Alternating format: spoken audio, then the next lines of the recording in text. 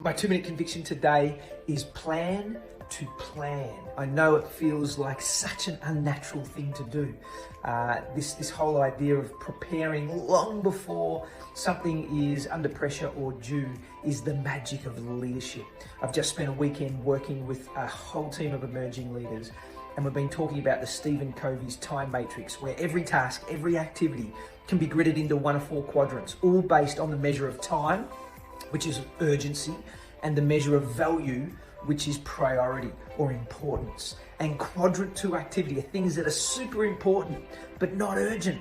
And this is where you do your strategic planning, your best thinking. This is where you decide on the contribution that's going to move the needle, make a difference, push people further, faster, and really start to achieve your mission. But to land in that quadrant, to spend 60 or 70% of your time in quadrant 2, you've got to plan to plan. You actually have to do some hard disciplines to create the space to give to the planning long before the deadlines are due and long before the urgency hits.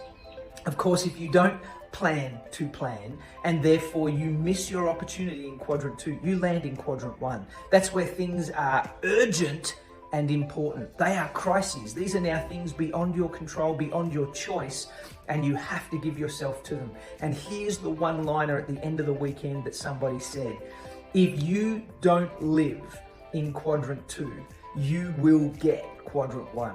If you don't plan your business in quadrant 2, you will live in quadrant 1. If you don't plan your family, your organization, your opportunity in quadrant 2, you will get quadrant 1. So there's my 2-minute conviction: plan to plan, avoid the crises as much as possible so that you can be ahead of the urgency curve and the pressure that goes with it. Have a great week.